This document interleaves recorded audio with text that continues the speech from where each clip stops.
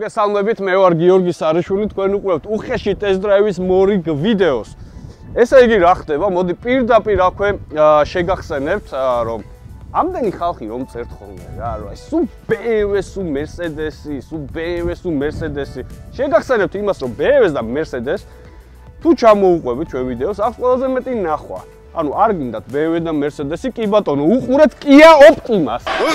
ანუ Kia Optima, ხო? ეხლა თქვენ ალბათ ხვდებით, რომ ფანი არ ვარ მე Kia Optima-ს და დიდად არ მაინტერესებს და ღამღამობით ძილის წინ არ შევდივარ Kia Optima-ების სურათებში და მაგაზე ფიქრით არ ვიძინე და ოცნებად არ მაქვს, მაგრამ აქ მარტო ერთი კატეგორია არ უყურებს ჩემ ვიდეოს. ზოგს აინტერესებს ეკონომიური მანქანა, ზოგს აინტერესებს იაფიანი მანქანა, ზოგს აინტერესებს სპორტკარი და სუპერკარი, ზოგს აინტერესებს რაღაც უზარმაზარი ჯიპები, ანუ ყველა კატეგორიისთვის ვცდილობთ, რომ ეს ვიდეოები გადავიღოთ და ყველა ვასიამოვნოთ, ვინც არის ავტომოყვარული. ამიტომ ეხლა როგორც გინდათ, ისი აიყვანეთ ეს ვიდეო ბევრ ნახვაზე. როგორც მაგალითად აქვს BMW-ს და Mercedes-ს. იმიტომ მე თქვენი წუწუნის ხმარ არ გავიგო, იმიტომ მე ვცდილობ, რომ ყველანაირად გაგისწოროთ და ყველანაირი მანქანა გადავიღო. ყველაზე საინტერესო ამ Kia Optima-ში არის რა? ძრავი. ალბათ უკვე ფიქრობთ რა ძრავი, რა Kia Optima, რა ძრავი. ეს არ არის არც ჩვეულებრივი ბენზინი, ეს არ არის არც ჰიბრიდი, ეს არ არის სრულიად ელექტროავტომობილი, ეს არის გაზზე. თქვენ ალბათ გონიათ, რომ საქართველოს ჩამოიყვანეს ეს მანქანა და თხევადი გაზი ტენეს. ნურას უკაცრავ. ეს ავტომობილი არის ქარხნულად გაზით, ანუ გამოშვებულია ქარხნულად ესეთი, არის თხევად გაზზე, მაგას აუხსნით, დაგაინტერესათ უკვე, მეც დამაინტერესა, იმიტომ რომ მეც დიდად გარკვეული არ ვიყავი Kia Optima-ში და ქარხნულად გაზიანი Kia Optima-ები რომ გამოდის კორეის ბაზრისთვის, ჩავთვალე საჭიროდ, რომ ეგ უფრო განსხვავებული იქნებოდა, რომ გადაგვეღო ვიდრე ჩვეულებრივი რაღაც ჰიბრიდი და ბენზინიანი Kia Optima. მოდი სანამ ჩავждებით და გავივლით, 1-2 თვალი თუ გინდათ ერთი შევავლოთ და გადავხედოთ. ზოგადად Kia Optima რო წარადგინეს, ეს დიზაინი რო შემოვიდა, ხალხისგან აპლოდისმენტები და რაღაც ყურადღება თავისთავად დაიმსახურა. მით უმეტეს ეს წინა მხარეს აბლიცოვკა რო აბლიცოვკობდა, მაშინ გამოვიდა ესეთ დღესდღეობით უკვე ცხაურები, ანუ აბლიცოვკა აღარა, ცხაურები. ესეც უკვე ცხაურაში გადის, იმ ხელაა და ისეთი რაღაც უცნაური. გადავინაცვლებთ გვერდთან მხარეს, ნუ ქარხნული დისკები აყენია, 16-იანი დისკები არის ქარხნულად მოყვება. რაც შეეხება გვერდს, აქ დიზაინს ვერ ვხედავ, აი ამაზე ალბათ ეტყობა არ იფიქრეს საერთოდ. ულტრათანამედროვე ფარები ეს არ არის, ულტრათანამედროვე დიზაინი ეს არ არის, ჩვეულებრივი სედანია, ნუ საშუალო ზომის სედანია. ესეთ ავტომობილს და ესეთ დიზაინის მანქანა ძალიან ბევრს ხვდებით ჩვენ ქალაქში. ამიტომ ყურადღებას დიდად ვერ ვამახვილებ ვერაფერზე. ერთადერთმა დეტალმა რამაც ჩემ ყურადღება მიიქცია, შეიძლება თქვენ საერთოდ ვერ შეამჩნევთ და არც გაინტერესებდეთ, ეს არის რომ ჩვენი ცხაურა რაღაც ფორმას რო იმეორებს, აი ესე რომ მოდის. იგივენაირად არის ჩვენი წინა საქარე მინა სახურავთან შეფარდებით, ანუ რაღაც ეს ამოჭრილი დიზაინი აქვს, ეს პირდაპირ სწორი არ გადადის. ნუ ალბათ ეს არაფერს არ მოგცემთ თქვენ, მაგრამ ნუ განსხვავება ეს არის ვიზუალში, რაც იქცევს ჩემ ყურადღებას. მეტი ძირითადად არაფერი არ არის ესეთი განსხვავებული, რომ აი იმაზე ყურადღება გავამახვილო და თქვა, რომ ვა, ეს რა მაგარია, ნახე როგორი ფარი გაუკეთებიათ, ამ სპეციალურად Kia Optima-თვის, არაფერი, ყველაფერი სტანდარტულად დღესდღეობით ეს მანქანა ვიზუალით ვერ გაგაუხსეთ. ერთადერთი აი ესენი გავს, მე მგონი, გვერდითაც ცხაურა თუ რაც არის, რა თქმა უნდა ფეიქია და ეს არც აერს არ აპარებს და არაფერს არ ატარებს. ეს არის ხოლმე და ხოლმე დიზაინისთვის და გავს რაღაც ემის ჭრილს, აი ეს ადგილი. ჯაბრა, ემ პაკეტია. ჩავიხედოთ ახლა ძრავშიც.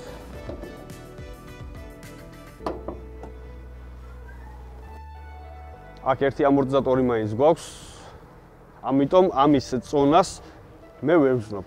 პანიკაშიო ჩამივარდნენ Fusion-ზე ხალხი, რომ ეგ ალბათ აყენია ტაივანის კაპოტი, ალბათ ის რა მნიშვნელობა აქვს, რა კაპოტია, სულ 5 კილო იყოს. მარტივად უნდა იღებოდეს, ერთი ამორტიზატორი თუ აქ აყენია, იქაც შეიძლება რომ ყოფილიყო, რომ მარტივად გაგეხსნა და ეს რაღაც არ გეჩალიჩა ეს რაღაც ჯოხი ამოაწვა აქედან და გაუკეთო და საბარგულიდან პოლიჯოხი გადმოიღო, გადაჭრილი და დადო და ეს კაპოტი დაიჭირა, ხო? ანუ კომფორტი რა არის ეგ? რაც შეეხება ძრავს, ეს არ არის ჩვეულებრივი ძრავი, მაგაში გულისხმობ, რომ ეს ქარხნულად არის გათვლილი, რომ გაზზე იმუშაოს. ის ნაწილები და ის დეტალები არის შეცვლილი, რომ მოერგოს გაზს, იმიტომ რომ გაზს მეტი ოქტანობა აქვს ვიდრე ჩვეულებრივ საწვავს, ბენზინს.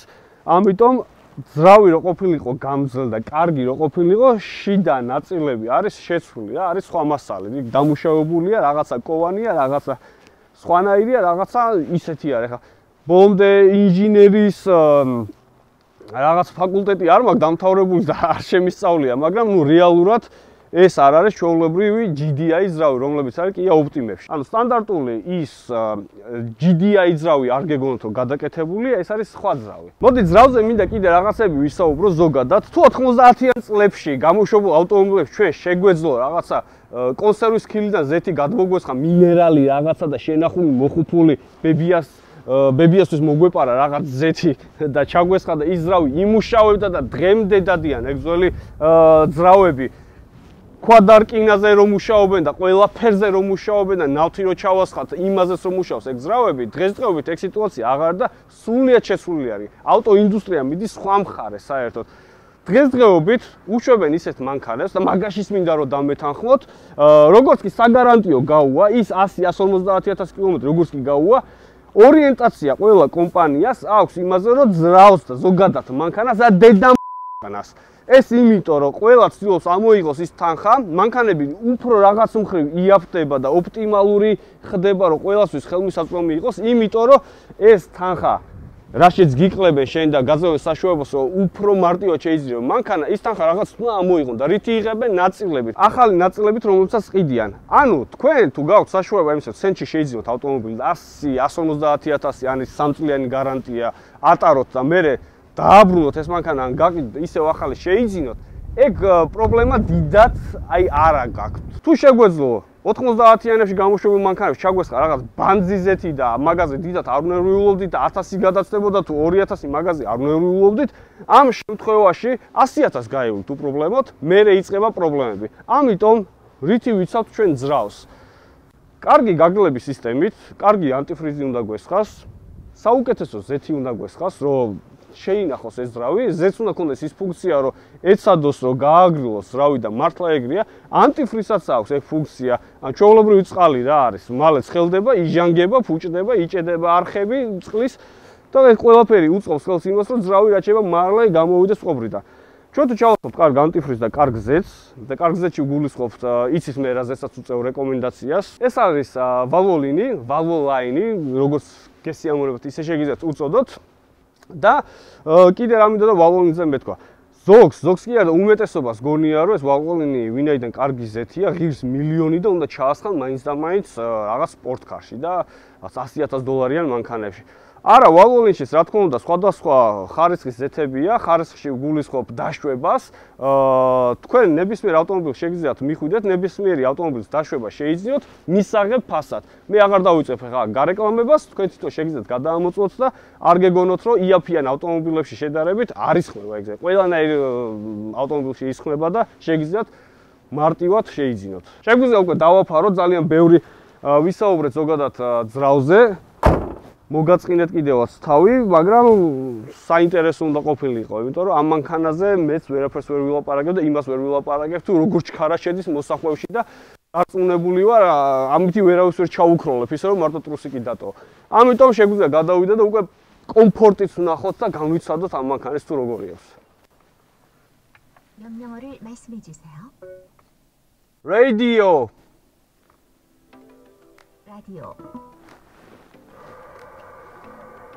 명령어를 말씀해 주세요. 미디어.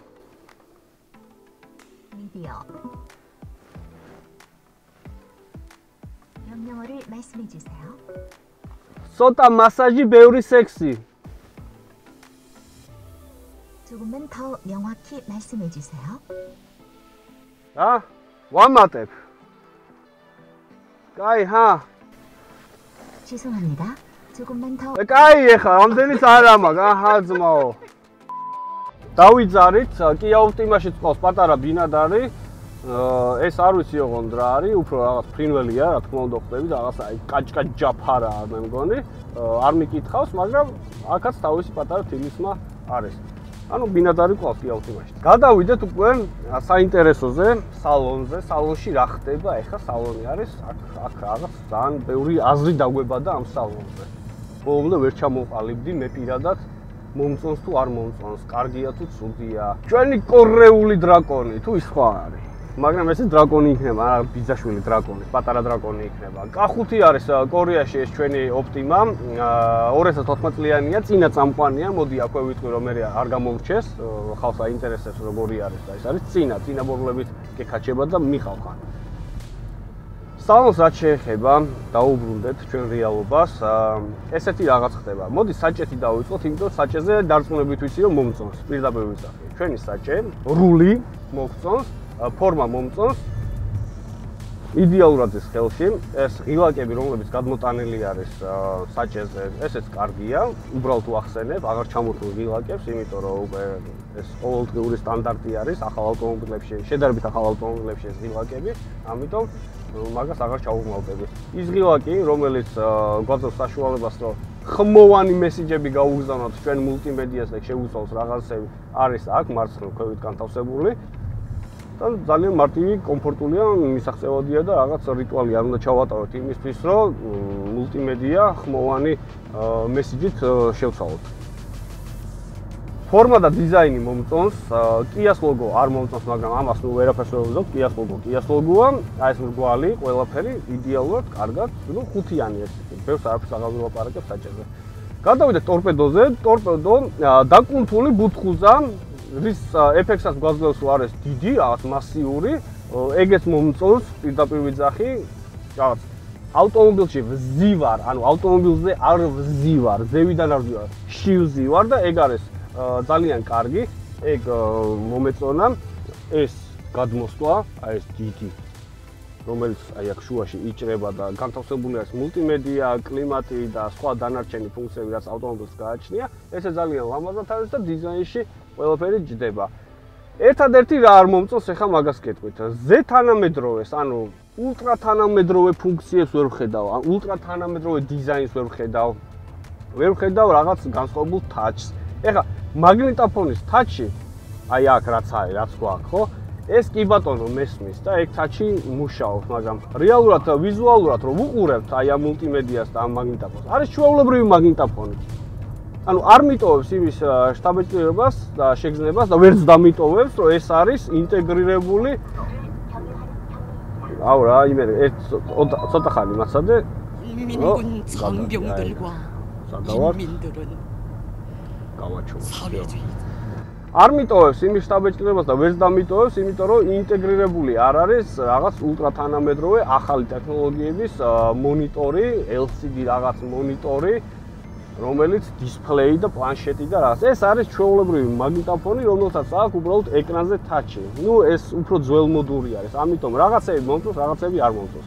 დიზაინით მომწონს, ფუნქციებით ძველმოდურია. ნუ ეგ არ აუშავს ახლა. მანქანაც ძალიან ახალი არ არის, 2014 წლიანია.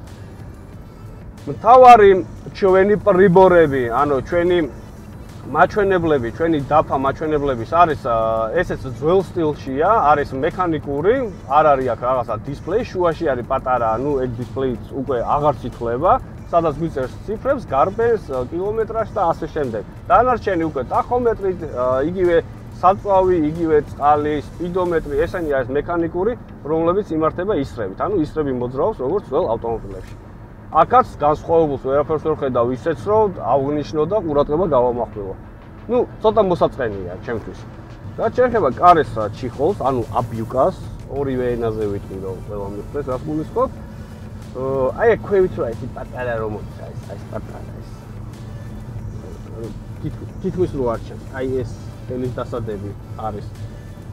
ტყავი ძალიან ესეთი ნათქვამია, კლიონკაა, დერმატინია, რაღაცა ეს საშინელება არის, გადაკრული აქვს, ვითომ რომ რბილი იყოს, ზევით პლასმასი. ანუ ხოჯობდა რომ ეს ზევით ყოფილიყო უფრო რბილი და ლამაზი ვიდრე ქვევით. აი მარტო ეს ნაწილია რა, ანუ ხუმრობის გარეშე ვიძახი, მარტო აი ეს ნაწილი არის ტყავი, ქვევით პლასმასი, ზევით პლასმასი. ტორპედოზე რბილია, რა თქმა უნდა, ეს მომწონს. ეს ნუ მე ამას ყურადღებას ვაქცევ ხოლმე, სად პლასმასი და უხეში და რაღაც რომ იმტორევა ისეთი, სად რბილი და უფრო თანამედროვე და კარგია, ზვირადღირებული. პლასმასი ჭერსაც შეეხება, თეთრია, არ არის შავი, მაგრამ არა უშავს, ამ მანქანაში არა უშავს, ეგრე შავი არ არის. როგორც აღვნიშნე, ლუკი არ გვაქვს, სხვა დანარჩენი სტანდარტულია. აი მარტივად ვიძახით, ჩემთვის არის ზედმეტად მოსაწყენი. ზედმეტად მოსაწყენია, კი ისიც მესვისო ის კატეგორია, ვინც ამ მანქანას ყიდულობს და უნდა რომ ოჯახისთვის გამოიყენოს, იმათვის შეიძლება ეს არაფერს არ ნიშნავდეს, საერთოდ არაფერს არ ნიშნავდეს და აი მაგრად ფეხებზე ეკიდოს, ეხლა აქ პლასმასი იქნება, ტყავი იქნება თუ რა იქნება. თავარია იყოს გამძლე, კომფორტული, ტევადი იყოს, რაც თავარია და გამოადგეს და დიდხანს ემსახუროს. ეგ არის თავარი მიზეზი და მიზანი, რისთვისაც ამ მანქანას ყიდულობენ. გადავიდეთ ტევადობაზე. ტევადობა აქვს ძალიან კარგი, ეგ ერთი დიდი პლუსი აქვს. ოჯახის მანქანაში უნდა იყოს დიდი სივრცე, სადაც ჩვენ კარგად დავეტევით, კარგად გადავაადგილდებით, რაღაც ის ბარგი რაც გვაქვს, კარგად ჩაეტიოთ ჩვენ საბარგულში და გზავრები ისე კომფორტულად. წინ მე ვზივარ იდეალურად, პირდაპირ ვიძახი, აი იდეალურად ვზივარ. არ ვარ მჭიდროდ, არ ვარ შებოჭილი, არ მოვიწოვებს არაფერი, არც ჭერი, არც კარი, არც ბარი, არაფერი არ მოვიწოვებს. უკან არის უზარმაზარი ადგილი, პირდაპირ ვიძახი. აქ თუ ვინმე ვერ ჩაეტია, ის არის ის ვაფშე არ უნდა ჩავიდე, იმიტომ გადააგდო მანქანა და გაუშვათ პრაქსი რაღაცა და სავარაუდოდ მოხდება პრიუსში და იჯდეს იქ და იმგზავროს პრიუსში. სხვა რა გითხრათ, აი ხო ხვდებით რასაც გულისხმობ, აი ეს ყველაფერი, აი ეს განათება არის ძველი ავტომობილის იმას მიტოვებს რა. ხო რა, ხო ხვდები რაღაც ამერიკულ მანქანებში აი დიდი რომ უნდა დაატრიალო და ეგ ციფრი იცვლება, ეგ არის რა მეტი არაფერი. მოსაწყენია, ანუ იმას არ ვიძახი რომ ცუდია და მინუსია. უბრალოდ ჩემთვის აი მოსაწყენია, ძალიან მალე მომბეზდებოდა ეს მანქანა. აი მე რომ მყავდეს, მხოლოდ იმ შემთხვევაში ვიყიდიდი ამ მანქანას და სახში რომ ეგდოს, აი საერთო მანქანა როა რა, აი მოდი იქ წავიდეთ დღეს, მოდი აქ წამოვიდეთ, მოდი დაჩაზე ავირბინოთ, მოდი ისე ჩავასწრათ გაზიდან, დავწვათ ცოტა და შედარებით კომფორტულად ვიმგზავროთ. ანუ ამაზე პრეტენზია არც მექნებოდა პირდაპირ ვიძახი, მაგრამ თუ ჩვენ სხვა მანქანას ვადარებთ, მაგალითად Fusion-ს თუ ვადარებთ, ეხლა Fusion-ის ეს ადგილი, ბარი და მთავარი დისპლეი, რა თქმა უნდა, ბევრად ამასთან გამოიყურება. ხმის იზოლაციას რაც შეეხება, აქაც განსაკუთრებული არაფერი არ არის, საბურავების ხმაც შემოდის, ყველაფერი შემოდის, ეხლა რო გითხრათ რაღაც ძალიან ისეთია თქო, არა. ჩვეულებრივად შემოდის ხმა, არანაირ პლუს მაგაში მე არ უწევ. რბილი არის, რა თქმა უნდა, მაგრამ რბილი შეიძლება იმიტომაც არის კიდე ერთი, რომ 16-იან დისკებზეა და რა თქმა უნდა 16-იან დისკებს უზარმაზარ ბორტიანი საბურავები უყენია, რომელიც გინდა რბილს ხდის მანქანას. ეხლა ამაზე რომ დააყენო შე 18-იანი დისკები, ესეთი რბილი თავისთავად ვეღარ იქნება. ეხლა სხვა მანქანები, რომლებიც გადაგვიგდა და უყენია 20-იანი და 21-იანი დისკები ახალ მანქანას ვიძახი, ისენიც რომ ესეთი რბილია, იქ უკვე ნამუშევარია იმ დაკიდების სისტემაზე, რომ ავტომობილი იყოს რბილი. ამიტომ თუ ქარხნული ყავდა სტანდარტული რბილია, თუ რაღაცა გინდათ რომ გაალამაზო და დიდი დისკები დააყენოთ, ესეთი რბილი აღარ იქნება. ხალხი ფიქრობს რომ აი გაზზე მანქანა და ბევრი ფიქრობს რომ ფეთქდება და რაღაც ბევრს ეშინია და არ უყვარს. კი ბატონო, ის გაზი რომელზეც თქვენ ფიქრობთ, ეგრე არის ნამდვილად და მით უმეტეს ჩამონტაჟებული და ვიღაცის გაკეთებული არ რეკომენდაციას მეც ვერ შეიძლება ვერ უწევდე, მაგრამ ამ შემთხვევაში ეს გაზი არის ჩამონტაჟებული ქარხნულად, ანუ განათლებულმა ხალხმა და სპეციალისტებმა იმუშავეს იმაზე, რომ ეს ყოფილიყო უსაფრთხო. თხევადი გაზია და აქ ატმოსფერო რა თქმა უნდა არის ძალიან დაბალი ბუნებრივთან შედარებით და ესე არ ფეთქდება როგორც ბევრს წარმოუდგენია. როგორც შეიძლება ბენზინის ბაკი გაგისკდეს, ისე გაგისკდეს ეს სხვანაირად აქ გამორიცხულია, რომ რამენაირად თავისით გაჟონოს და აფეთქდეს. იმიტომ რომ ის წნევა არ არის ისეთი, როგორც არის ბუნებრივ გაზში. კიდე მთავარი რა ერთ-ერთი დეტალი, რაც არ მინდა რომ გამომრჩეს, ეს ბაკები, რომლებიც არის დამონტაჟებული საბარგულში, მაგას გაჩვენებთ. ეს ბაკები არის 85 ლიტრიანები, მაგრამ ივსება 68 ლიტრამდე. ანუ მეც აღარ უშვებს, არ ვიცი, ეს უსაფრთხოებისთვის შეიძლება იყოს გაკეთებული. მეც ვერ დატუმბავ, მეც ვერ ჩაასხავ. დაახლოებით 155 ცხენისძალა აქვს ამ ავტომობილს, რომელიც გაზზეა. აჩქარებას, აი რო დავდივარ ხა, მაგალითად დისკომფორტი საერთოდ არ მქონია აჩქარების. აი არანაირი დისკომფორტი არ მქონია, ან გასწრების, ან ადგილიდან დაძვრის, ან აღმართიასწრის. აი არანაირი, რა პირდაპირ ვიზახი. მუხრუჭი კარგი აქვს, აჩქარება კარგი აქვს. რა თუ გინდათ ნახოთ თქვენთან ერთად. რა თქმა უნდა, აქაც სიმფონია 4 ცილინდრიდან, განწირული 4 ცილინდრი ყვირის, მიშველეთ რა ხდებაო, მაგრამ მაგას ვერაფერს ვერ უზავთ, როცა ამ ხელო მანქანას 4 ცილინდრი ათხრევს, თავისთავად მაღალ ბრუნებზე ხმა აქვს ზრავს. მაგას ვერაფერს ვერ უზავთ.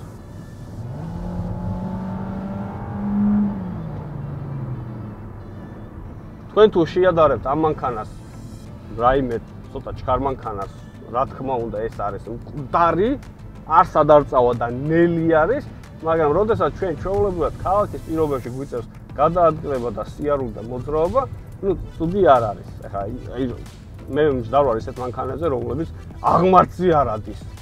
ნერვებს რო დაგაწყვიტავს, მანქანას რო ვერ გაასწრებს, ეგეთი მჯდარ და ეგეთი არ არის, მაგრამ შედარებას რა თქმა უნდა თუ გაუკეთებთ რამე სხვა მანქანას, უზომოთნელია. უზომოთნელი არ დადის მაშინ.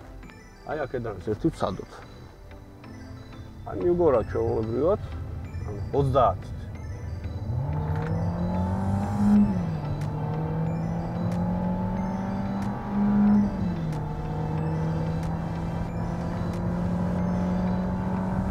ერთი საათი რო დაველოდოთ 200-ზე წავა, ეგრე არ არის. უეხუმრებით თქვენ გას. ფეთქება აქვს სერიოზული.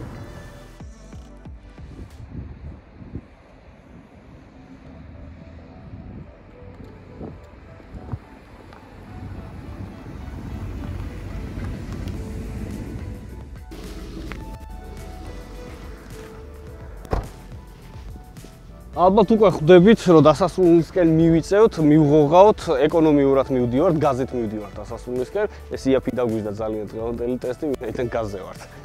ისევ 1-2 სიტყვა ისევ მინდა დავამატო სალონს, იგივე ხელის მუხრუჭი, მაგალითად არა აქვს ღილაკზე, აქვს ფეხზე, როგორც ძველ Mercedes-ებს ჰქონდათ, ესე უნდა ჩაწიო.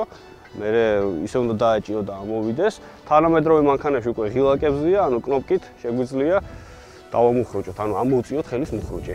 ასევე აუდიო სისტემა, ანუ კონკრეტულად ამას, აი კონკრეტულად ამ რასაც ხედავთ ამ მანქანას, არც თუ ისე გადასარევი არ ქონია, იმიტომ რომ ცოტათი ჟღრიალებდა კიდევაც.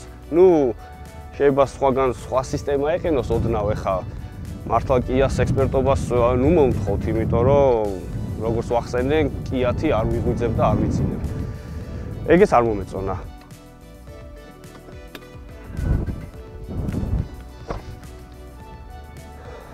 სტანდარტულად, სადაც არაგაზიან კია ოპტიმებს აქვს გასაზაპრალკებელი, ანუ დასატენი, ჩვენ შესავსები აუზი. ეს გაზის დასატენი იცვლება, იმიტომ სტანდარტი საქართველოში არ არის ესეთი, ამიტომ ეს 50 ლარისთვის არ შეგეშინდეთ, ამას უბრალოდ თავს შეცვლით და უკვე ქართულ გაზის გასამართ სადგურებზე შეგიძლიათ ჩვეულებრივად მარტივად გამოიყენოთ ის პისტოლეტები, რომლებითაც ისხმება უკვე გაზი. ეს არის ქართულად დამონტაჟებული ჩვენი აუზი გაზის. აქ აქვს თავის ფილტრები, ეს ხუთი ეხსნება და შიგნით ერთი ფილტრი და კიდე სხვა დამატებითი ფილტრები აყენია, რომელიც დროთა განმავლობაში უნდა შეიცვალოს. თუ მანქანა წვალს 10 ლიტრი ბენზინს, გაზზე, თხევად გაზზე, წვალს უფრო მეტს. აქ ჩვენი მთავარი კოზირი არის ის, რომ თხევადი გაზი საქართველოში ბევრად იაფიღირს, ვიდრე ბენზინი, ანუ საწვავი ჩვეულებრივი. ამიტომ ეკონომიას ვაკეთებთ მხოლოდ და მხოლოდ ფასში, ანუ თანხაში. რეალურად ეს ავტომობილი 13-დან 15 ლიტრამდე წვავს თხევად გაზს 100 კილომეტრზე. კიდე მთავარი რა არის უმნიშვნელოვანესი, ჩვენ კია ოპტიმები ქართულად გაზით ვიცით რომ მოდის კორეიდან. ამერიკაში ეგეთი რაღაც არ არსებობს, ევროპაშიც არ გამიგია რომ ქართულად კია ოპტიმა გამოდიოდეს ქართულად გაზით. შეიძლება რომელიღაცა სადმე რამე ქვეყანას ჰქონდეს, მაგრამ ყოველ შემთხვევაში მე არ გამიგია. და კარგი რა არის ამაში? კარგი ის არის, რომ კორეაში, როდესაც ჩვენ ვყიდულობთ კია ოპტიმას ქართულად გაზზე, იქიდან მოდის დაურტყმელი ავტომობილი. ანუ უბრალოდ ვიღაცამ გაკიდა და ჩვენ ვყიდულობთ და ჩამოყავს კარგ მდგომარეობაში. ეგ არის ერთ-ერთი პლუსი, იმიტომ რომ ჩვენ თუ კია ოპტიმას თუნდაც ჰიბრიდს ან ბენზინს ვყიდულობთ ამერიკაში, ყველამ ვიცით ამერიკიდან როგორი მანქანები ჩამოდის. დაღერძილები შუაზე, ან სტოლბა შემოხვეული, ან რაღაცა ტრაქში დარტყმული, ან ცხვირიდან, რავი, როგორ გითხრათ. ცხაურა აღარ აქვს დამიჯერეთ. აი, ცხაურა შუშამდეა მიყვანილი. ამიტომ ერთ-ერთი მნიშვნელოვანი ფაქტორი არის ეგ, იმიტომ რომ ხალხი ვინც ყიდულობს და ვინც ავტომოყვარულია, ყოველთვის ცდილობს რომ იყიდოს ისეთი ავტომობილი, რომ არ იყოს შუაზე განაღუნი და გაკეთებული და კრილომიკერებული და მანქანა შუაზე გადაჭრილი და შედუღებული.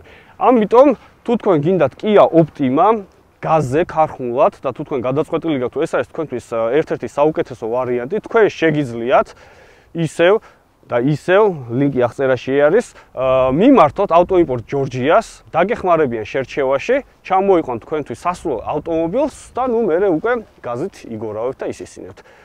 კიდე ერთი რო არ გამოვჩეს, სხვათა შორის ამ გაზზე, ქარხნულად გაზზე, რომლებიც მუშაობს, გამონაბოლქვი ძალიან კარგი აქვს. ანუ ბოლოა და რაღაცები არ აქვს, ეს ფილტრები რაც ახსენ, ისინი ყველაფერი ერთ სისტემაში კარგად მუშაობს და გამონაბოლქვით ძალიან ისეთ სუფთა გამონაბოლქვი აქვს. ესეც ნუ გარემოსთვისაც კარგია. არ მგონია ეხა ყველა მაგაზე ფიქრობდეს გარემო როგორი იქნებოდა, მაგრამ ნუ ყოველ შემთხვევაში ტექდათვალებაზე მაინც არ გექნებათ პრობლემა. და მთავარი, რაც შეეხება ფასს, ესეთი ავტომობილი გიждდებათ დაახლოებით კორეიდან 7.5, ნუ შეიძლება 8-ს დაგიждდეთ, ან შეიძლება 7-ის დაგიждდეთ. გააჩნია მდგომარეობას, როგორ შეარჩევთ, რა ფერი, როგორი კომპლექტაციით იქნება, ყავის სალონი იქნება თუ არ იქნება, ნუ მიხვდით ყველაფერი. ჰიბრიდს რაც შეეხება, ამერიკიდან დაგიждდება თავის გაკეთებით, მოდი ესეც ჩავრთოთ, იქ შეიძლება კრილო ან ბამპერი არ ქონდეს, ეგ დაგიждდება სადღაც $7,000. ნუ 6.5 შეიძლება დაგიждდეს. Kia Optima არის და იმიტომ გადავიღეთ Ford Fusion-ის კონკურენტი. მაგაზეც თუ გაინტერესებთ, ვიტყვი რომ მე Ford Fusion-ი უფრო მომეწონა, ანუ ჩემს სტილს უფრო ერგება, დანარჩენი თქვენი გადასაწყვეტია. ჩვენ ის გადაგვჩენია გადავიღოთ Hyundai Sonata, რომ სამივე კომპლექტაცია შემოგთავაზოთ და მერე უკვე თქვენზეა დამოკიდებული თუ რომელს აირჩევთ და რომელს იყიდით. მე ვარ გიორგი სარიშვილი, ეს არის Kia Optima. მომავალ შეხვედრამდე დროებით.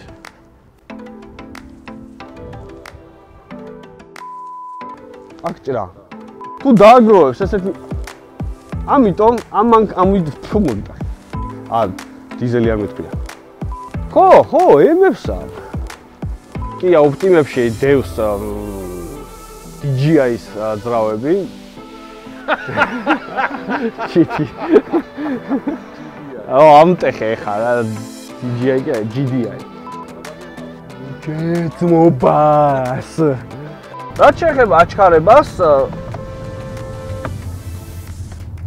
დანარჩენი უკვე აღარ ჩანს. აღარ იტანით. Kia Sonata-ს ძრავე. ჩვენ ის გადავჩენია, გადავიღოთ Hyundai